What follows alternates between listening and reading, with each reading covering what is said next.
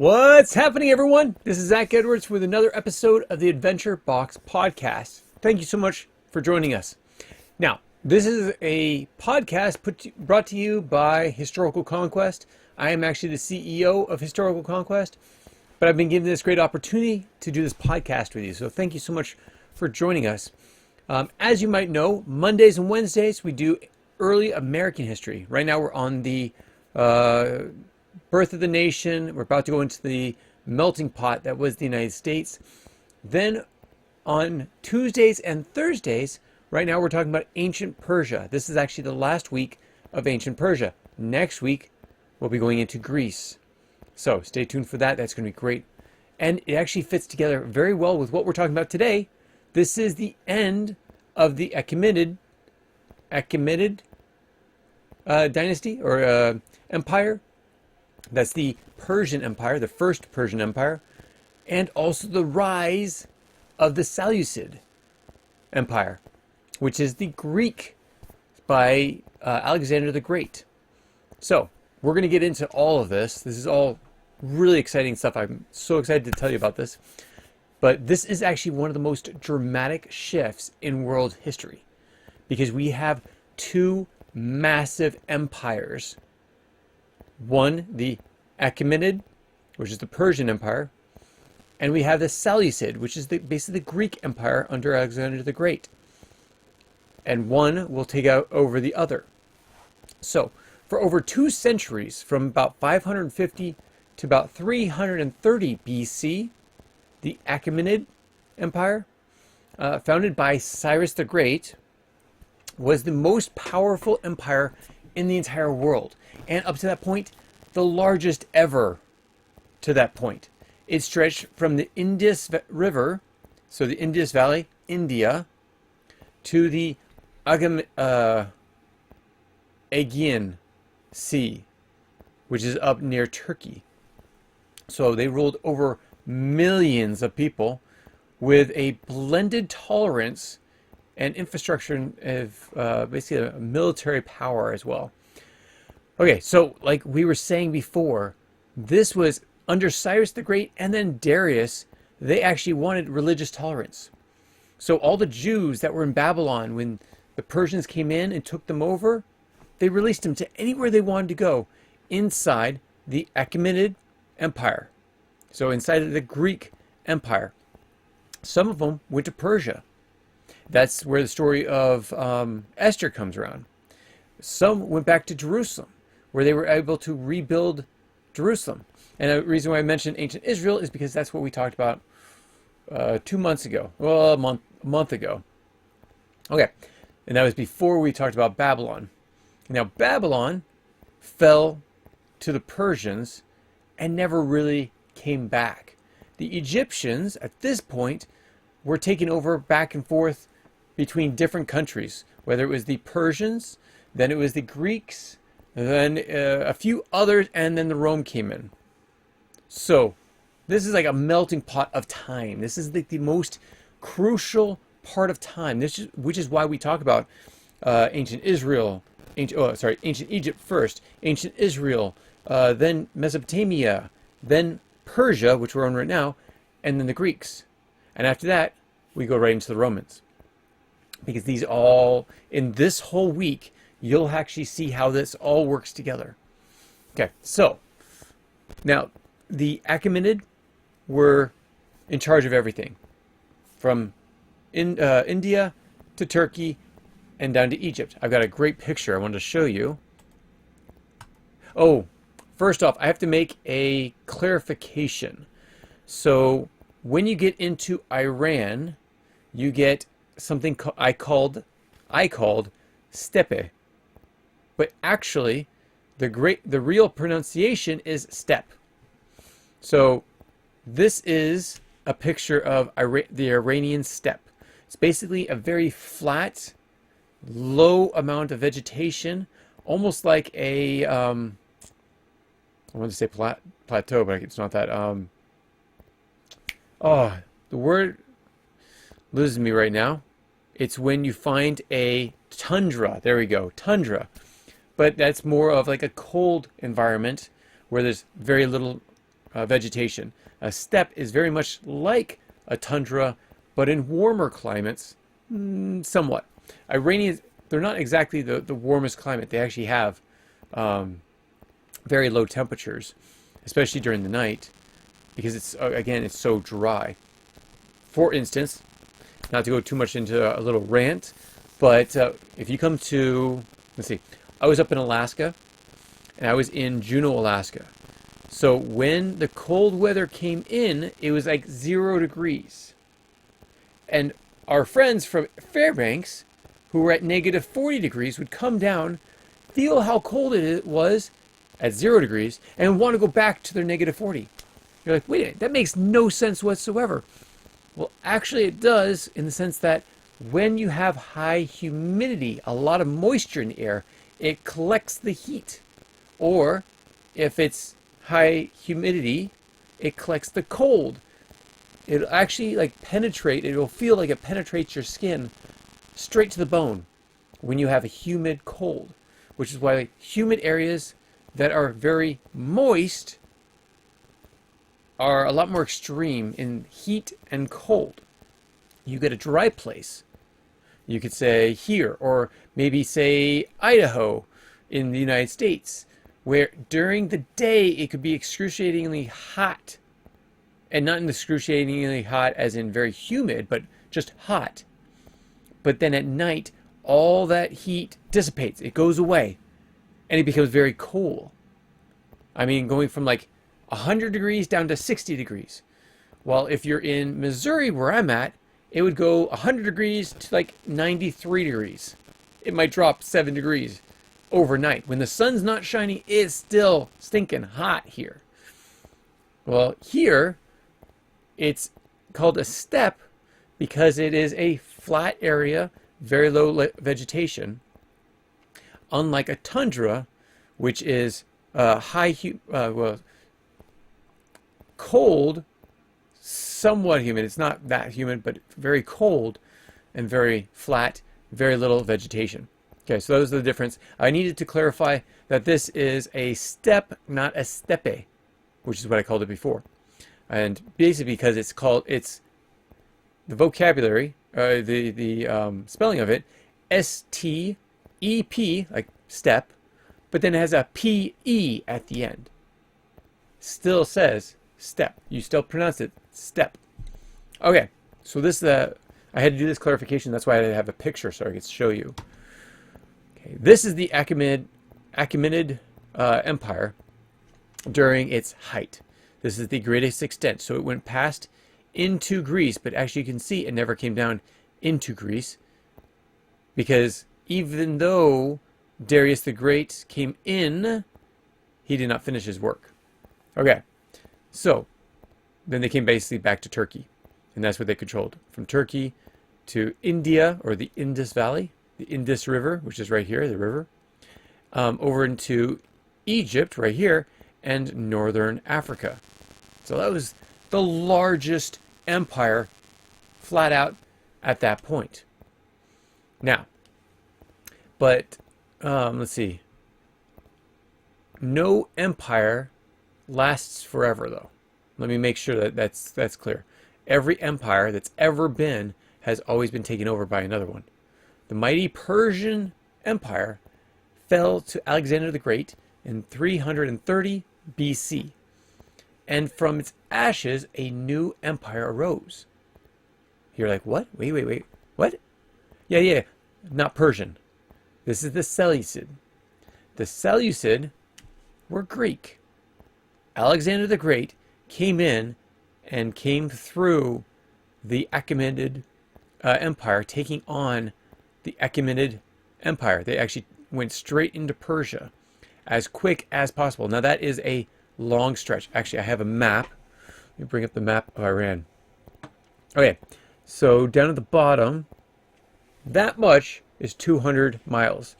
So this is from Greece, 2, 4, 6, 8, 10, 12.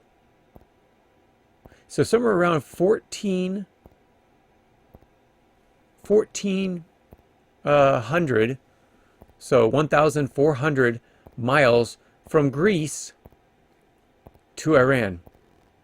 So you want to know how far that is? Okay, inside the United States, it stretches, well, let's take a look.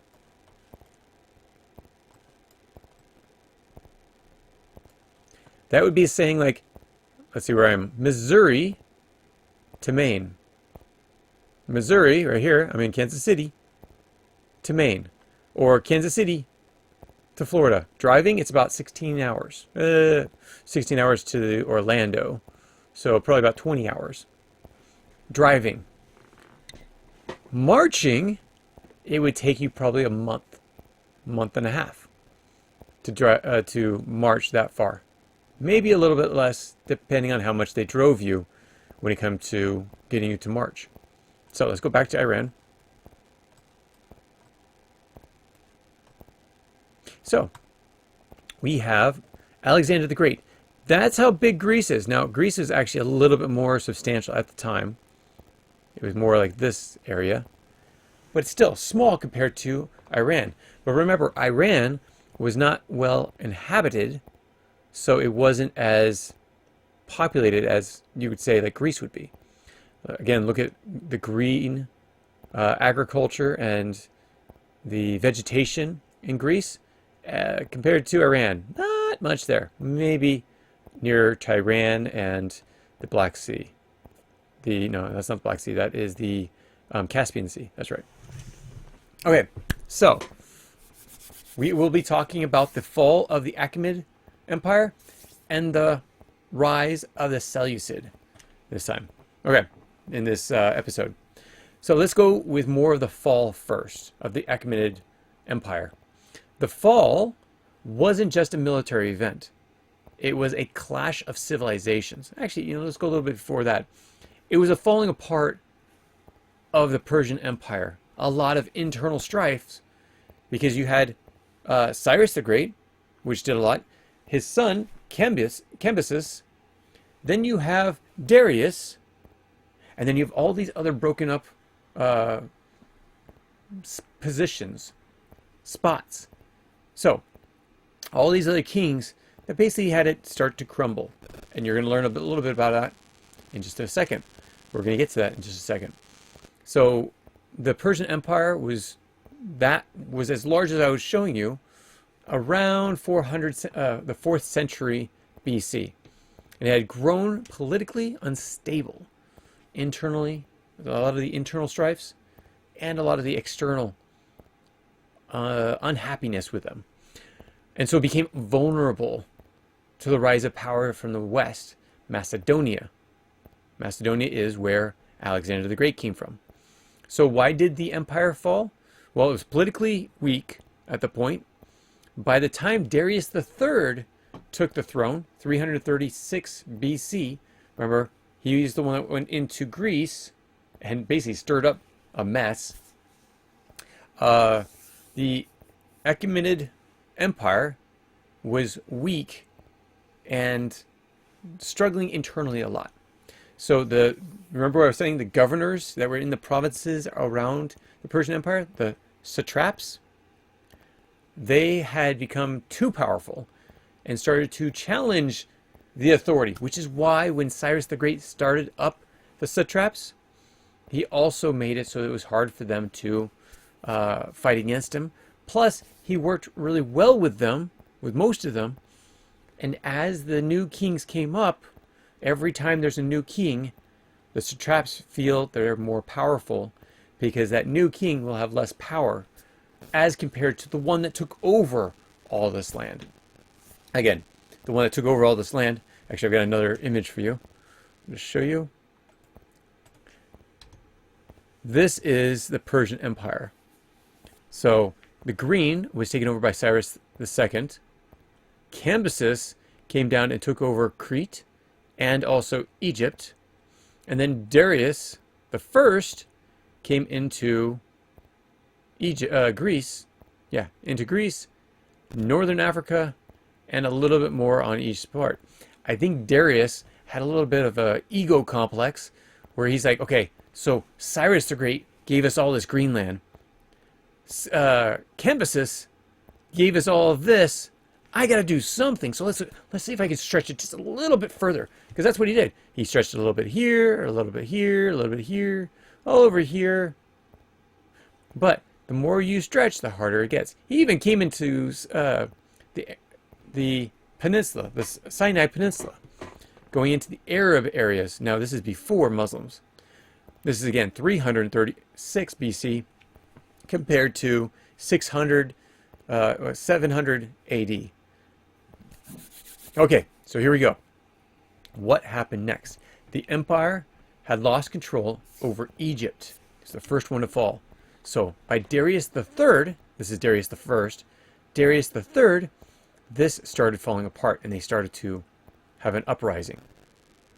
Now, this also created, remember when he came into Egypt, Darius I, and then Darius III came in again, trying to take over, and he burned down Athens, which made a lot of Greeks mad, but he also was chased out of there back to Turkey. So you have the formation, basically the rise of Alexander the Great. Now, how does that happen? We're going to tell you more when we get into Egypt, but summing it up very quickly, after Philip II of Macedon was assassinated, his son Alexander the Great, which may or may not have had part of the plot of the assassination, questionable, he became king. And this was about 336 BC. Now, he was still fairly young at the time, but he had one goal. A goal that basically came from when the Persians came in and burned down Athens. It was revenge. It was taking back their land, which included part of Turkey, and then taking over the entire Persian Empire, which was actually a fulfilling of his father's goal. That's right, Philip II wanted to actually take over all of Persia, but was not able to do it. Could also be because Darius the first was holding back so long, but Darius III basically screwed up in a lot of different ways. And it wasn't all his fault. It was falling apart in other ways as well. So Alexander the Great comes in and he starts to attack. We have multiple battles that go on. The first one is the Battle of Granicus. The Battle of Granicus was about 334 BC, so 2 years after he took over. This is where the invasion began. Alexander's forces crossed into Asia Minor, near modern Turkey, and won their first battle against the Persians. So that started the movement. Okay, now, this is when Darius III found out, and so he comes up for the Battle of Isis. Not ISIS as you know it. These days, the terrorist group. No, ISSUS. ISIS. So Alexander faced Darius III at Isis. Two of the biggest leaders at the time. Alexander the Great versus Darius III. Now, Darius had superior numbers. He had so many more people. Of course, he had all the population of this area, of all this area, and much of their soldiers working for him. So what happened? Well, Alexander had better tactics. He was a tactical genius and forced Darius to flee, to get out of town as fast as possible and leave a lot of his men to fight until he could get away. Alexander captured Darius's family. But actually, Alexander the Great was not about revenge in the sense of killing people, just taking back land. So he actually treated them with great respect. But of course, Darius, the coward that he was, left his family behind. And they, actually funny enough, Alexander the Great actually won over the favor of many of the Persians at this time. All those that they had captured.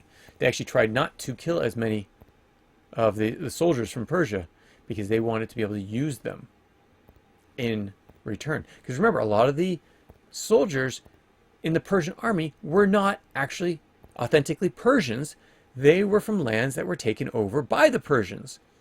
So if the Greeks could actually find favor with those people would actually fight back. Oh, that's a novel idea. So the next thing, the battle of, and this is actually his final blow against Darius, the battle of Gaugamela, which is not Guatemala, it's Gaugamela. Now this was in modern day Iraq, in this area, so basically Mesopotamia at the time. Darius made his last stand, so he had retreated as much as possible to get to another set of armies, and any armies that he could take back to him. Well, Alexander used his cavalry and phalanx tactics. So this is, we use them, well, we didn't use them today. American Revolution, flanking. It's basically where you meet, you come straight at each other. But if you can get around the sides, you go around and attack them from behind or from the side. Now, what happens if an army is lined up like this? It's a straight line, and you come in straight on, but you also come from the sides. These people, if they're starting to attack like this, you could have like 5 rows of people. This group is basically taking 5 at a time. Each row is 5 people. And this side comes in and hits them from 5 people on the side. So if you can get the sides, you're going to be battling for days straight on. But you come from the sides, you could take literally hours before you make your pocket. Here's another thing. Okay, so for those that like sports, we were watching the Super Bowl. Now, the biggest issue that we saw in the Super Bowl was that Patrick Mahomes kept getting pinned in. His offensive end, his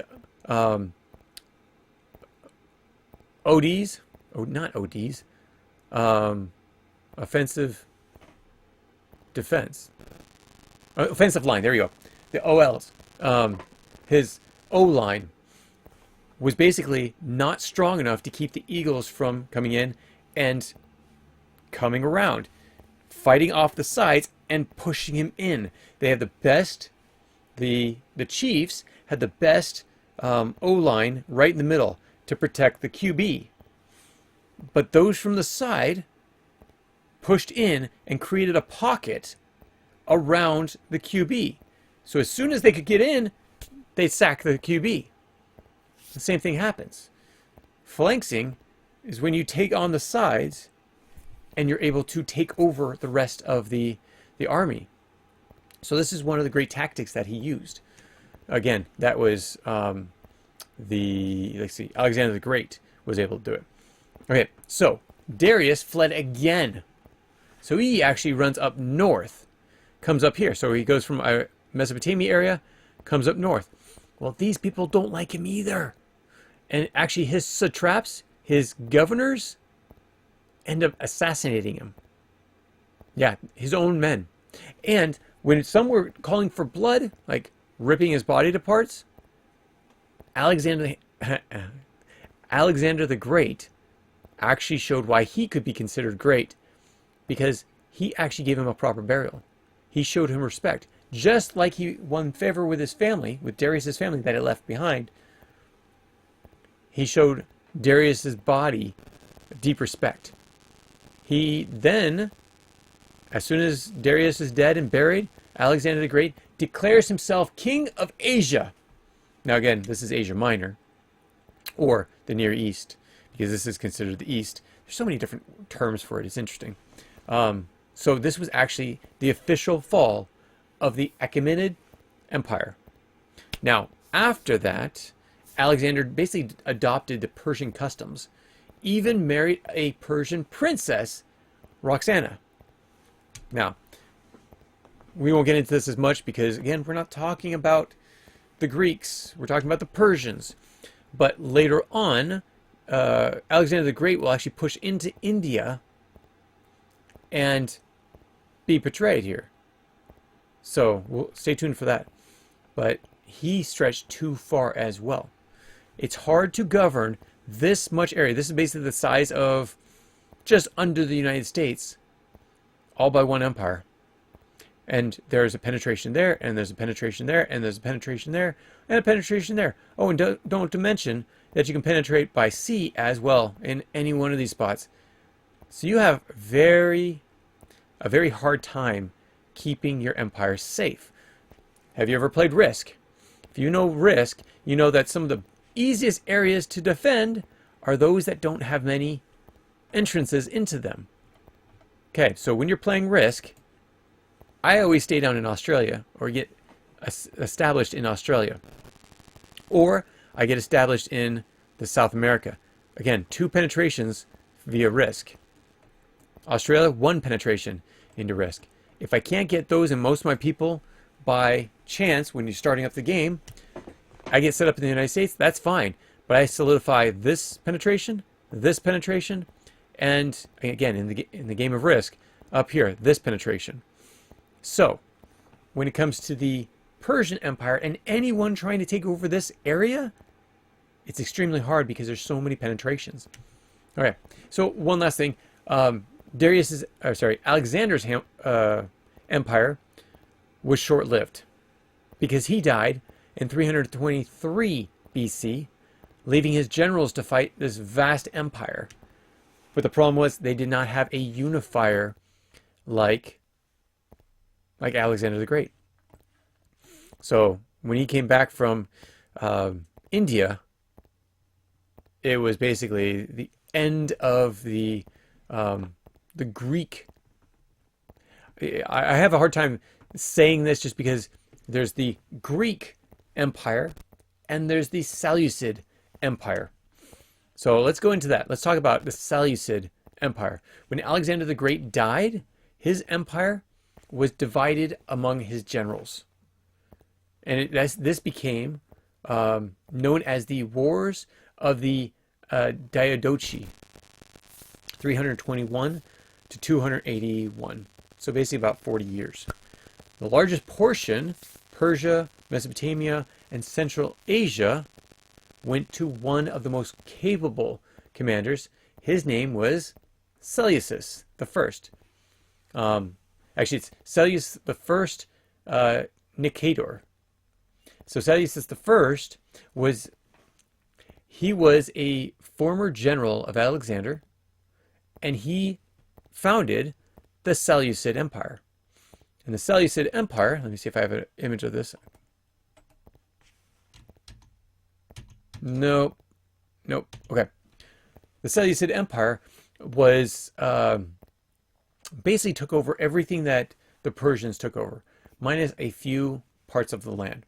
So most of the Persian Empire for a short period of time, though. Okay. Before that, I want to show you some of these things. These were cool artifacts that I found. Okay.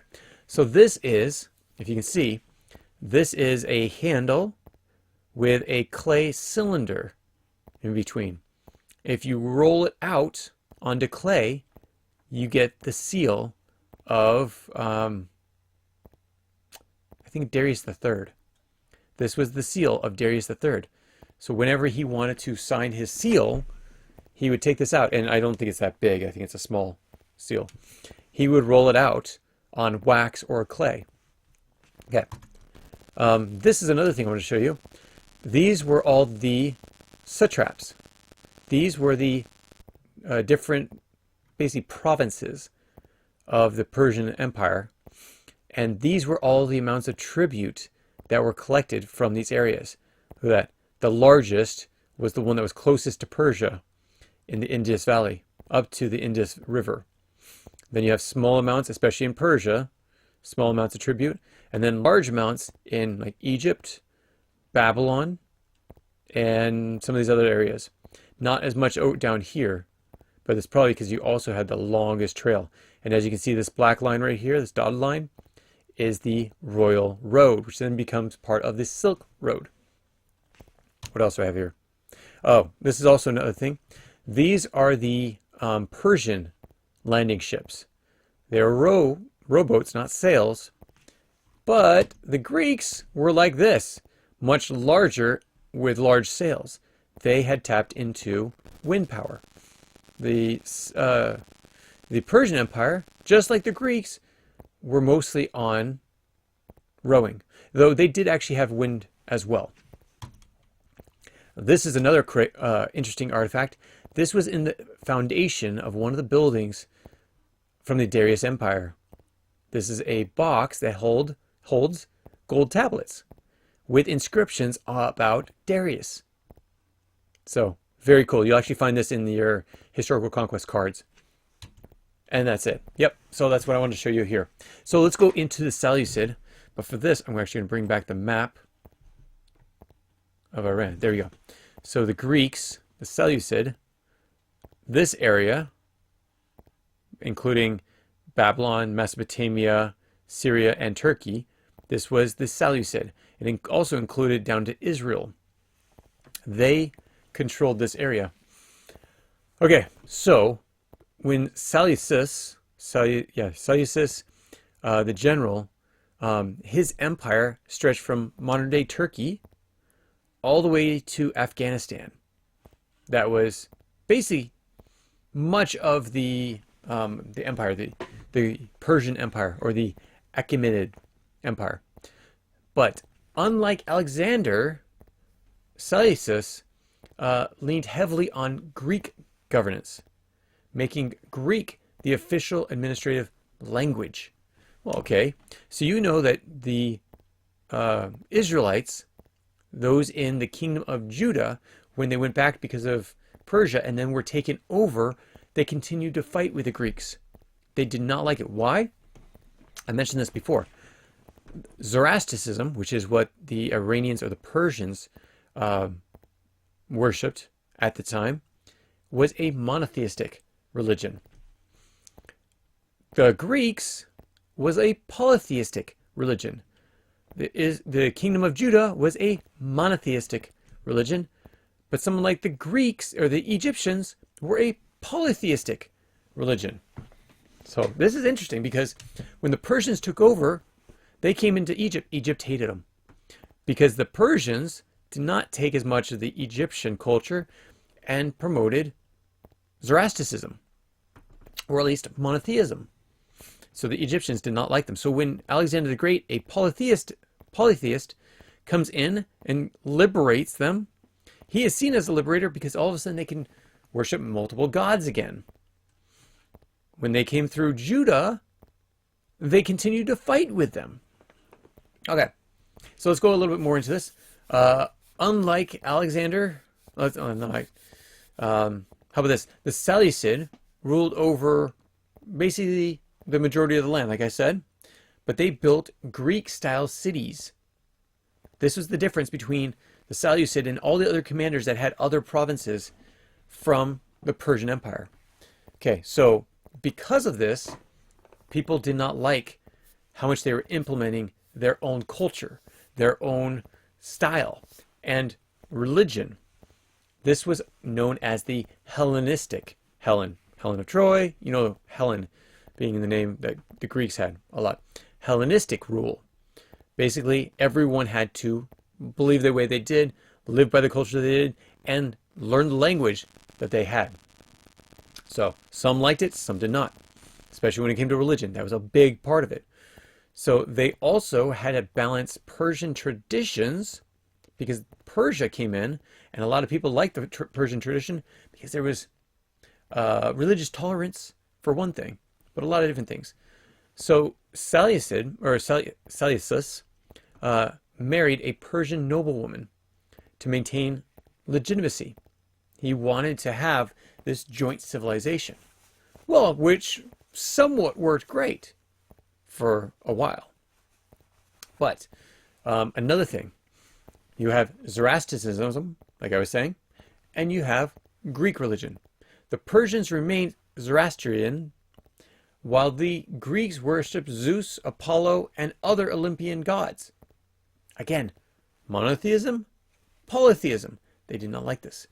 To unite the empire, though, the Seleucid rulers, they basically blended Persian and Greek tradition, creating a unique fusion of Hellenistic and Persian culture. Still, polytheism and monotheism. So this is, again, why they did not do very well together. So, again, when we talk about the Greeks, we're going to talk about a little bit more about the ins and outs of Greek culture and such, but we're running out of time. So let me go through the fall of the Seleucid Empire really fast. So despite their size, again, Persia fell, and they were bigger than the Seleucid.